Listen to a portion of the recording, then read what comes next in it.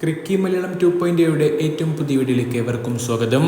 Champions ട്രോഫിയിൽ ന്യൂസിലാൻഡും ബംഗ്ലാദേശും തമ്മിൽ നടന്ന മത്സരത്തിൽ 5 വിക്കറ്റിന്റെ കിടിലം വിജയം കിവി സ്വന്തമാക്കിയിരിക്കുന്നു.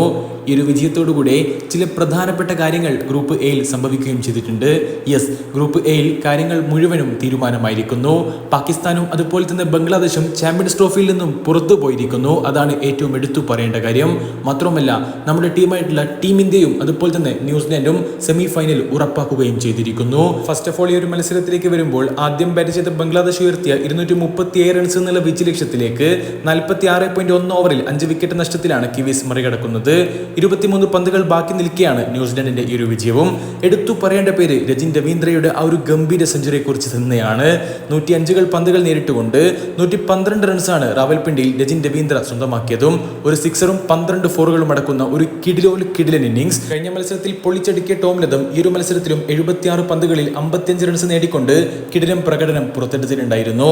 ഏതായാലും ന്യൂസിലാൻഡിന്റെ തകർപ്പൻ വിജയം എന്നതിലുപരിയായി മറ്റു പല ടീമുകളുടെയും തലവര മാറ്റുന്ന ഒരു മത്സര ഫലം കൂടിയാണിത്.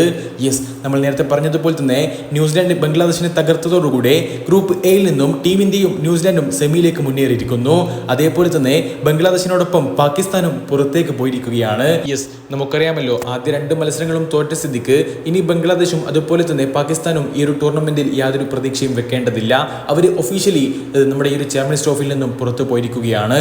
എടുത്തു പറയേണ്ട കാര്യം, ഹോസ്റ്റ് കൺട്രി കൂടിയായിട്ടുള്ള പാകിസ്ഥാൻ ടൂർണമെന്റ് തുടങ്ങി 5-ാം ദിവസം തന്നെ പുറത്തു പോയി എന്നുള്ളതാണ്.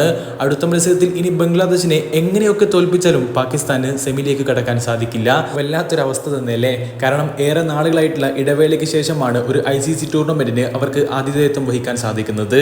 ഇതിൽ തന്നെ സെമി ഫൈനൽ പോലും കടക്കാൻ സാധിക്കാതെയാണ് ടൂർണമെന്റ് തുടങ്ങി ആദ്യത്തെ 5-ാം ദിവസം തന്നെ പാകിസ്ഥാൻ നാണം കെട്ടുകൊണ്ട് പുറത്തു പോകുന്നതും. ബംഗ്ലാദേശിലേക്ക് വരികയാണെങ്കിൽ നമുക്കറിയാമല്ലോ, ഈ ഒരു ടൂർണമെന്റ് തുടങ്ങിയത് മുതൽ തന്നെ അവർക്ക് വലിയ പ്രതീക്ഷകൾ ആരും തന്നെ കൽപ്പിച്ചിട്ടുണ്ടായിരുന്നില്ല. അതേപോലെ തന്നെ സംഭവിക്കുകയും ചെയ്തിരിക്കുന്നു. കളിച്ച ആദ്യ 2 മത്സരങ്ങളും അവർ നല്ല വൃത്തിക്ക് തോറ്റുകൊണ്ട് ചാമ്പ്യൻസ് ട്രോഫിയിൽ നിന്നും പുറത്തായിരിക്കുകയാണ്. ടീം ഇന്ത്യയും ന്യൂസിലാൻഡും ഗ്രൂപ്പ് എയിൽ നിന്നും സെമി ഫൈനൽ ഉറപ്പിക്കുകയും ചെയ്തിരിക്കുന്നു.